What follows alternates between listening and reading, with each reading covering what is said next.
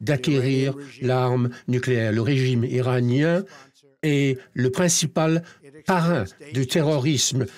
Il exploite des missiles dangereux, alimente les conflits au Moyen-Orient et soutient les terroristes, les milices telles que l'Hezbollah, Hamas, les talibans et Al-Qaïda. Au fil des ans, l'Iran et ses assistants ont bombardé des ambassades américaines et des installations militaires américaines en tuant des centaines d'Américains et ils ont kidnappé, emprisonné et torturé des citoyens américains. Le régime iranien a financé le terrorisme et le chaos en volant la richesse de son propre peuple. Aucune action prise par le régime n'a été plus dangereuse que sa recherche de l'arme nucléaire et des moyens d'utiliser les armes nucléaires. En 2015, le précédent gouvernement américain et d'autres nations a signé un accord avec sur l'accord iranien. Cet accord iranien devait protéger les États-Unis et ses alliés de l'arme nucléaire iranienne qui mettrait en danger sa survie du régime de l'Iran. Cet accord a permis à l'Iran de continuer à enrichir l'uranium et à atteindre la capacité à créer une arme nucléaire. Donc, cet accord a permis à l'Iran de ne pas avoir des sanctions économiques. Et donc, cela n'a pas permis de limiter les autres activités sinistres de l'Iran en Syrie, au Yémen et dans d'autres parties du monde.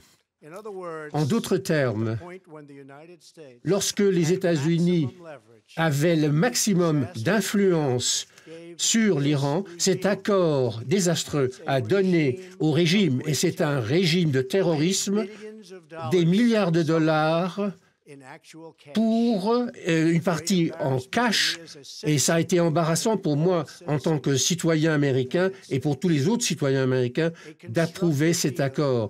Cet accord aurait pu être, un autre accord aurait pu être signé, mais il n'a pas été signé. Au cœur de l'accord avec l'Iran, il y avait une fiction. Un régime meurtrier voulait la paix. Mais ce n'était pas vrai, c'était un mensonge. Aujourd'hui, nous avons prouvé que cette promesse iranienne a été un mensonge.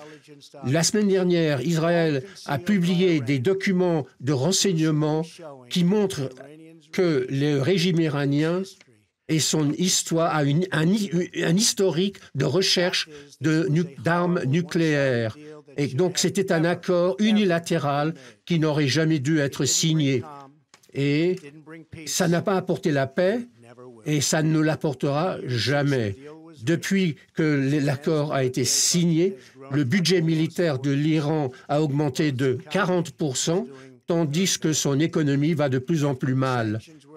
Après que les sanctions aient été levées, ils ont été capables de développer des missiles pour soutenir le terrorisme et provoquer la pagaille au Moyen-Orient.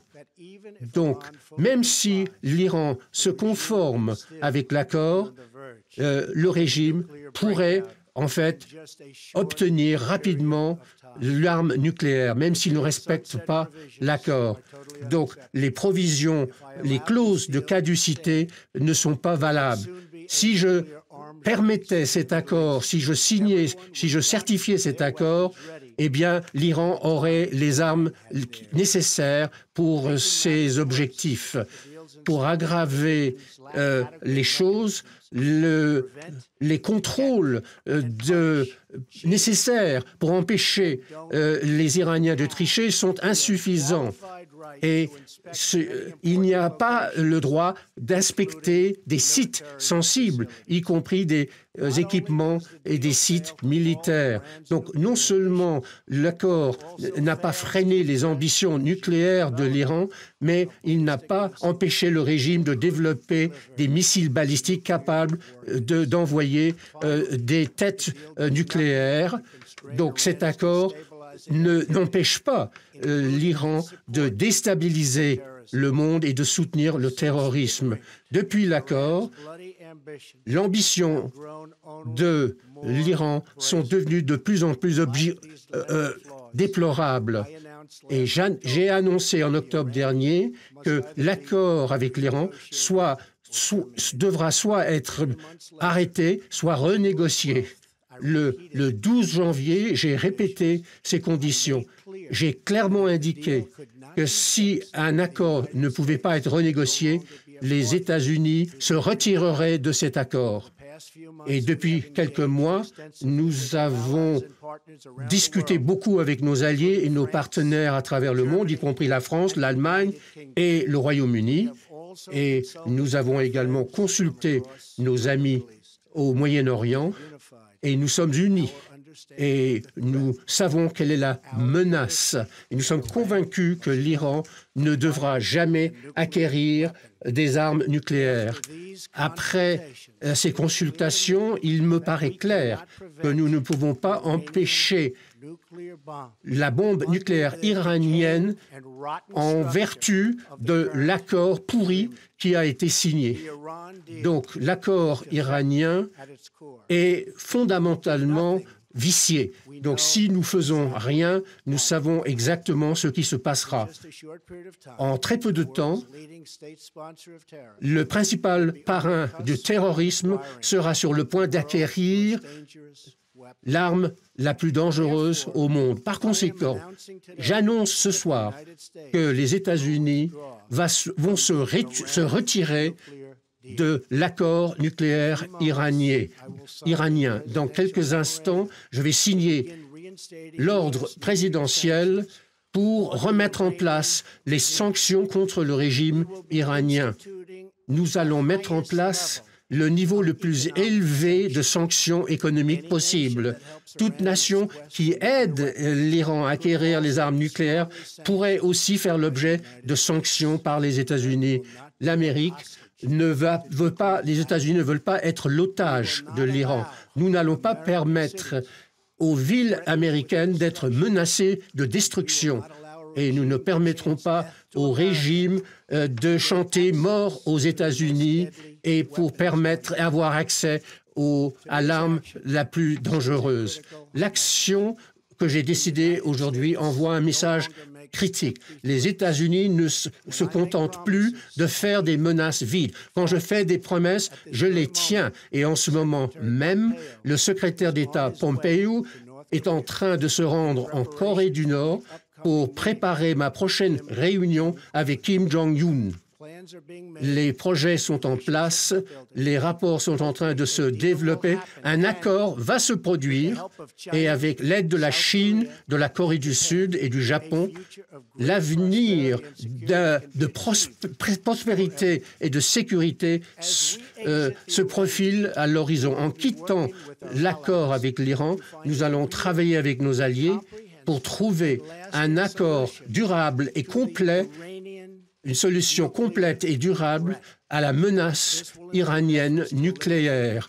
Et nous allons faire des efforts pour éliminer le programme de missiles iraniens, cesser ces activités terroristes à travers le monde et de bloquer ces activités menaçantes au Moyen-Orient. En attendant, des sanctions puissantes vont être mises en place. Si le régime continue à entretenir ses aspirations nucléaires, il aura plus de problèmes, des problèmes plus graves qu'il n'a jamais connus. Enfin, je voudrais envoyer un message au peuple d'Iran. Le peuple américain est à vos côtés. Cela fait près de 40 ans depuis que cette dictature a pris le pouvoir et qui a pris en otage une puissante nation. Et Iran qui a prospéré pendant longtemps et a commandé l'admiration du monde. L'avenir de l'Iran appartient à son peuple. C'est le peuple iranien qui est héritier d'une grande culture ancienne. Le peuple iranien mérite un gouvernement, un régime qui est à la hauteur de ses rêves et de son histoire. Les leaders de l'Iran vont dire qu'ils refusent de négocier un nouvel accord avec nous. Ils refusent, et ça c'est très bien. Je dirais la même chose si j'étais à leur place. Mais le fait est qu'ils vont vouloir renégocier cela. Et il faut que cela bénéficie au peuple iranien. Dans ce cas-là, je serais prêt et capable de signer un accord. Des choses formidables pourraient arriver à l'Iran et pour la paix et pour la stabilité que nous voulons tous au Moyen-Orient. Il y a eu assez de souffrance, de mort et de destruction. Il faut que ça cesse maintenant. Merci et que Dieu vous bénisse. Merci. 20h24 à Paris, vous êtes sur France 24 et vous venez de suivre en direct l'intervention de Donald Trump, le président des États-Unis, qui sans surprise annonce le retrait des États-Unis de l'accord sur le nucléaire iranien, qui est en train, vous le voyez, de signer le décret présidentiel. Retrait donc des États-Unis de l'accord sur le nucléaire iranien signé le 14 juillet 2015 entre 5 grandes puissances, 5 membres du Conseil de sécurité, 5 membres permanents du Conseil de sécurité de l'ONU, plus l'Allemagne et Téhéran, bien évidemment. Les États-Unis sont donc en retrait de cet accord, comme l'avait promis le président Donald Trump lors de sa campagne électorale.